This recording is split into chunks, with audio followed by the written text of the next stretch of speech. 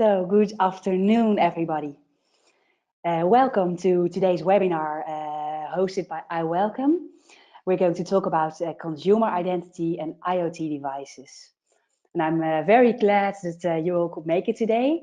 I still see some people coming in, but yeah, the attendance is good, I think. So I'm happy about that. So welcome, everybody. Let's take a look at the agenda for today's webinar. I'm going to start with a short introduction to briefly present myself, our panelists, and iWelcome. Then what's happening in consumer IM. So what does it look like? What are the complexities? Followed by an introduction to IoT. What is the state of play? What kind of possibilities are there? And then we're going to dive into IoT, talk about some best practices, and really look at a case, so you will have a bit more context there as well. And at the end of the webinar, there will be some time for Q&A. So if you have any questions, you can ask them during the webinar. Don't hesitate to ask your questions, and we will look at the end whether we have questions, and we'll answer them then. So first, a short introduction. We are Esther Hoeksema, Senior Marketing Executive at iWelcome. I've been working as a marketing executive for a while now, and I'm very happy to present to you also my colleague, Mesut Kumas. He's here with us today. He is a solution architect, and he has been involved in some of the IoT projects at iWelcome. So Mesut, welcome. Glad to have you here. And most of you know iWelcome, I think. We're born in Europe. We're the world's most innovative consumer identity platform provider, also recognized so by several analysts. And in practice, this means that what do we do? We provide our enterprise clients with identity and access management solutions, connecting consumers, business consumers, and employees to the right information and services. And of course, things. So we do that from the EU for the whole world. We have GDPR requirements in place in our platform, and we are an innovation leader. For several aspects, but also for the fact that we have the possibility to connect IoT to consumer ID. So as an innovation leader in identity and access management, we've seen the landscape changing rapidly due to digital disruption. So we've got some typical challenges in organizations with developing IM needs. What you see is with everything going omni-channel and consumers are buying different services at the same organization, you see that consumers are offered different apps and portals for different services. For example, if you are a customer of a bank, you will have your banking accounts and banking things. Perhaps you do that on your computer. You will have your insurance stuff somewhere, and you have all these devices where you can access your portals. But it's not always the same, and it's it's also not going to the same services. So that is something that can be complex. And you also see that in the back end, in the organizations, consumer data is stored into a wide variety of systems and applications. So if anyone in the organization needs access to someone's personal data, you can think of a DPO or customer support. All the data reports and analytics need to be manually extracted per system. And if an organization doesn't have that one view, there's no way you can offer it to your customers, of course. So that is also a problem that comes there. Consumers are not offered the option to view, edit, or delete all of their data. So how we think this should be solved and how we arrange it in our platform is that there should ideally be one source where all personal data and add-ons are collected. So in the central identity store, you will find several things. So everything is connected. So consumers are connected through this one identity store to all the backend applications. So, and you can see then that consumer analytics are, with one finger, snip of the finger, they are there, and you can just get them out of it. And not only at the back end of systems, but also for consumers. So consumers can easily manage their personal information, consents, and, for example, purpose of use, their preferences, all that kind of stuff. So, in a central identity store, we do this by putting all personal data in a so-called golden record, and all the attributes are there together, and you can flexibly pick the attributes according to your needs. And what we do is we enrich them with metadata. So, for example, you see here a date of birth. We can enrich that with things like, is consent being given to process the date of birth? When was the consent given? How long can you keep the data? All those kind of things can all be stored in one place. So that is the ideal situation, that you have everything together in one identity store. And with an API layer, they can exchange with your own UI, UX infrastructure and to all of your applications. So if you organize it this way, you're better prepared for the challenges in consumer IM. So what we see here shows consumer identity as it is developing. You see that a CIAM platform stores personal data of an individual.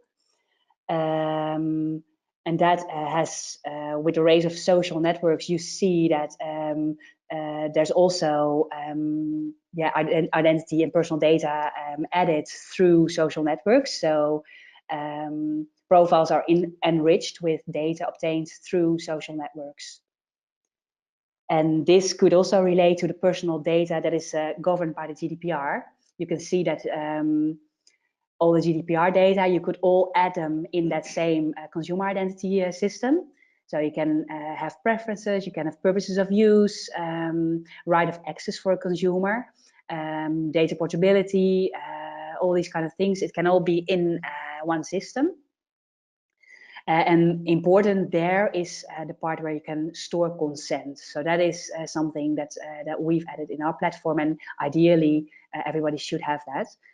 And then in the future, you see all these developments with the digital world getting more and more complex, that relationships, for example, are a factor that is going to be in an identity store. So you can see the parent-child relationships, relationships with neighbors, advisors, and devices, of course.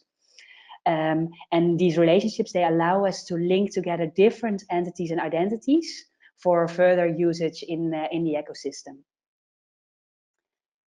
And then you have interests and preferences, and that is about storing information about your preferences, like what kind of music do you like? I'm interested in anything when it comes to sports. I would like to get special offers when it comes to fashion. So all these kind of things you can add there in interests. And in the IoT arena, that also requires interaction with the users and relationships and mandates. So things can also be added here. And then we've got mandates, and mandates is also a special one. It allows you to control access to your information and devices, and to mandate someone else to have access to your applications. So, for example, if you want to have a package delivered to your house, you can give mandate to your right door neighbor to accept it, and not to your left door neighbor because you never see him or you're not on a friendly base with them. So those are things that are going to make the landscape more complex. And you see that consumer identities are really expanding. And IoT, thus, is also one of the factors to complete this infrastructure. So when it comes to IoT, Here's an overview of the number of IoT devices through the years, with an estimation of 50 billion devices by 2020. And you can see like it's a clear hockey stick effect. So the race is so high, and yeah, there are several different reports and estimations on these numbers. Gartner, for example, is an analyst who gives a more conservative estimate.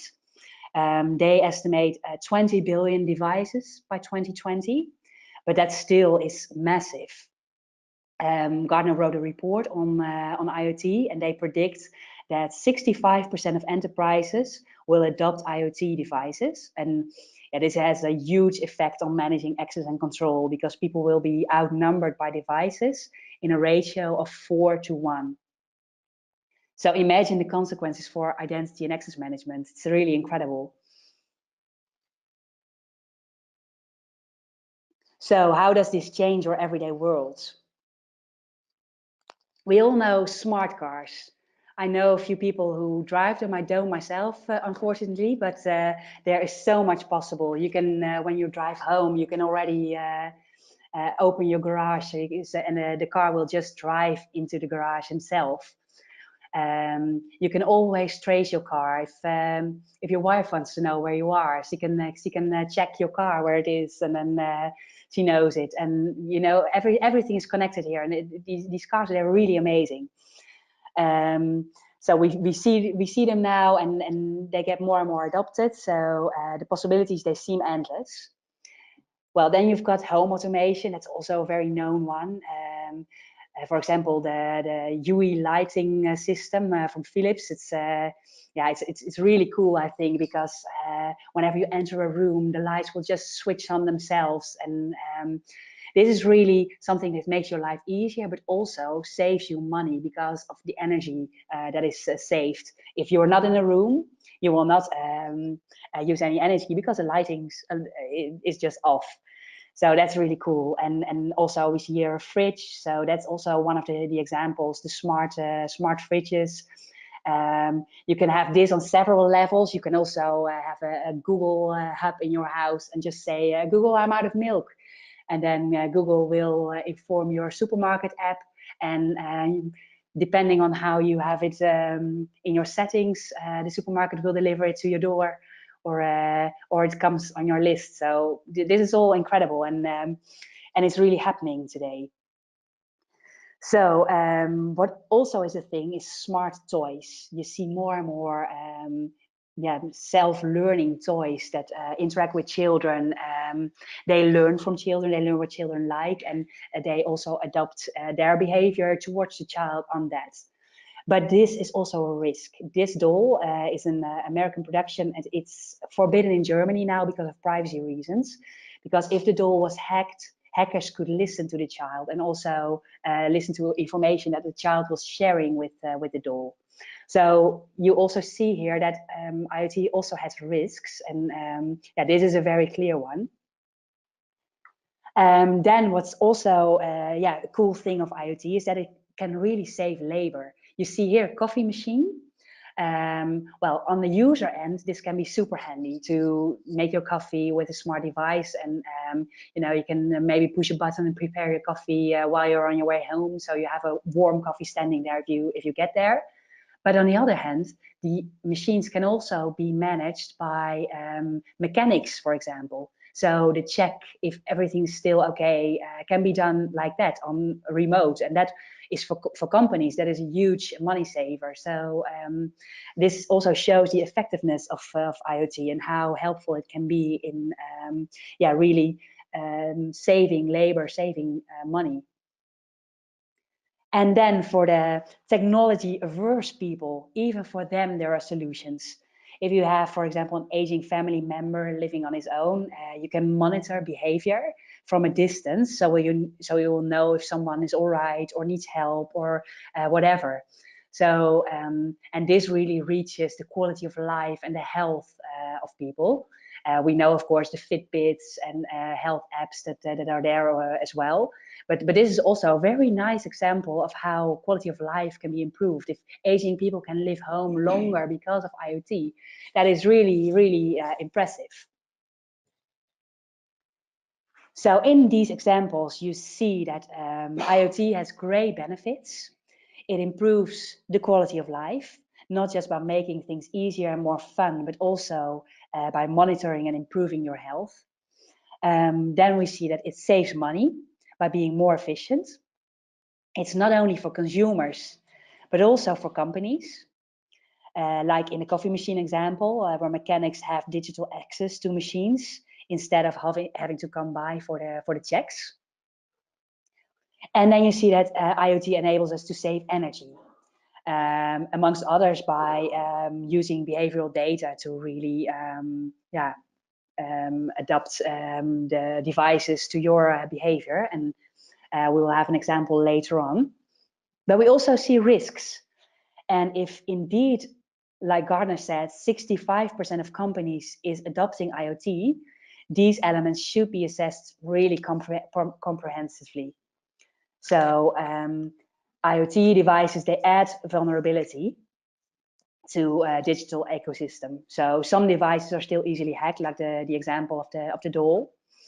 The level of security of IoT devices is still way behind compared to other devices like mobiles, tablets, laptops. So this is a risk. And then there's privacy. What happens to all of the data that is gathered and used to auto-adaptively actually improve the services? Who has access to the data? And with privacy, there's also the concern and the issue of consent. A consumer has to be made aware of the data that are being processed. And besides those data, the consents to this data should be managed as well. So you have to consent to being tracked by devices. You have to consent to being listened to, and all these kind of things. That's really important. And you have to store that with all the other information in a device. So that is really, it really makes it sometimes simple, but sometimes more complex. It shows that internally there are a lot of challenges for organizations that start using IoT, and a lot of things to assess deeply before they start projects. So for connecting consumer identities to IoT devices, this means protect from the inside out. So make sure that your identity and access management is arranged thoroughly. One of the dangers is a silo approach where you actually fall back to the situation that I explained before, that all different devices connect to different backend systems. And the perfect way to zoom into this is by looking at a case study. So that is what we are going to do now. Mesut, you have been recently involved in a smart thermostat project. Can you explain what a smart thermostat is and does exactly? Yes, I've been involved in this smart thermostat project. What makes most smart thermostats so smart is that they learn from your behaviors, allow you to control the climate in your home remotely, show your energy consumption in real time, and can even adjust themselves based on conditions. For example, you can tell them to shut off after you leave the house for work, and then spring back into action in just enough time to make the house nice and warm by the time you get home. Most smart thermostats show you how long it takes to make the change you've requested. So you can see how effective your climate control systems really is, and it discourages people from turning a thermostat all the way down to try cooling off the house faster, which never works.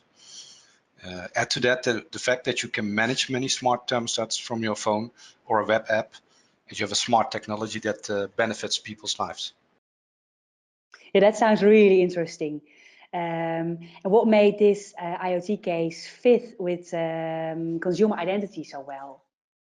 Yeah, you already mentioned that earlier, Esther, but from a business point of view, smart thermostats and IoT in general enable much new opportunities, use cases and scenarios. When you look at this topic from a technical point of view, These sorts of cases often consist of countless devices connected to services in the internet. Not only do devices and services speak a lot of different protocols, also multiple types of users. Think of employees of the smart thermostat suppliers, consumers, the contract owners, who are in the case of smart thermostats,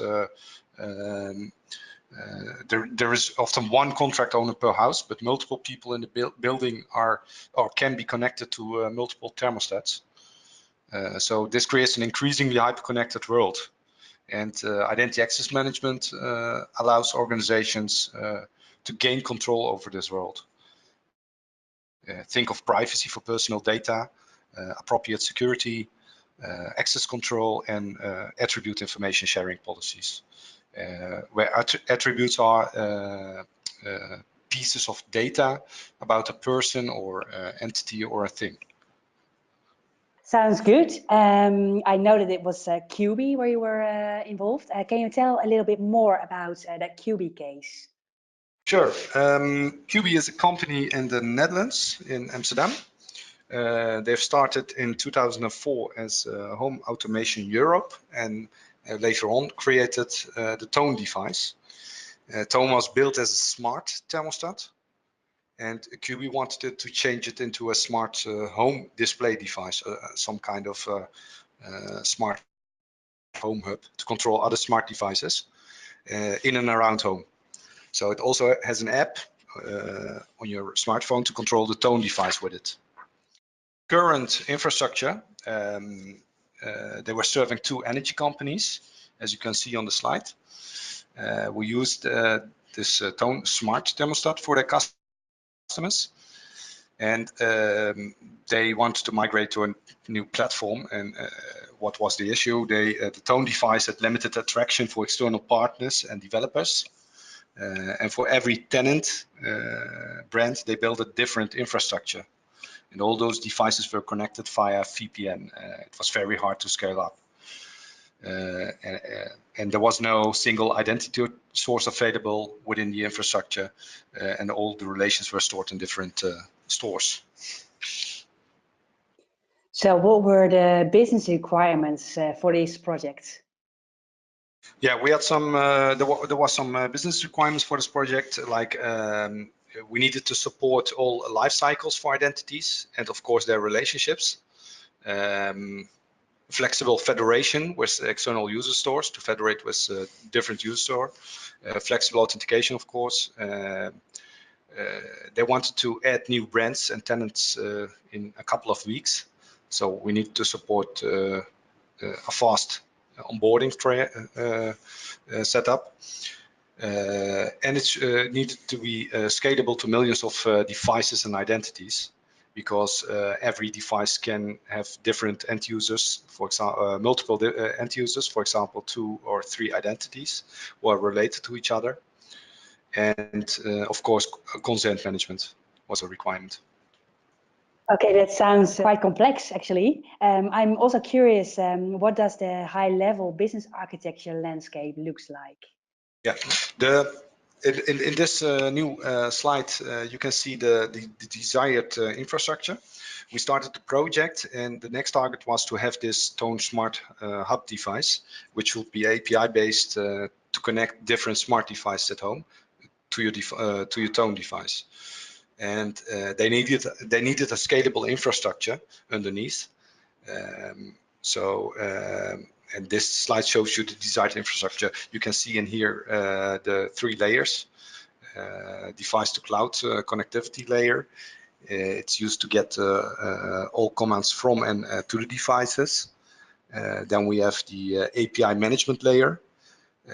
This one is running all the services for this functionality from all the smartphone apps that are connected. And we have, of course, the identity access management layer delivered by iWelcome. And all these identities in this new IoT platform are, for example, the smartphone apps, the users, the devices, the tenants. They're all connected via the IAM platform.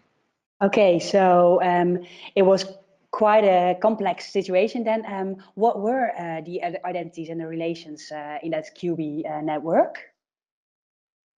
They had multiple identities in their QB network. For example, the QB employees, they support their customers, for example, the energy company. Then we have, of course, the QB energy company employees, employees from the energy supplier to support their customers. We have, of course, the contract owners. They are not necessarily the end users. We have the consumers who are using the tone device at home, and they will have a hierarchical relationship between them, like you mentioned earlier, the family relations, for example, parent-child, who can use both the tone device at home, and one will be the owner or the main user, and the second one can use some functionality of the tone devices. We have the device identities, the service identities, and the external developers. Okay, sounds like quite a project, and indeed a very complex infrastructure if you see all the factors that are involved there. Well, I have one last question for you. Yeah, based on this one, I'm getting curious. Is every IoT case the same?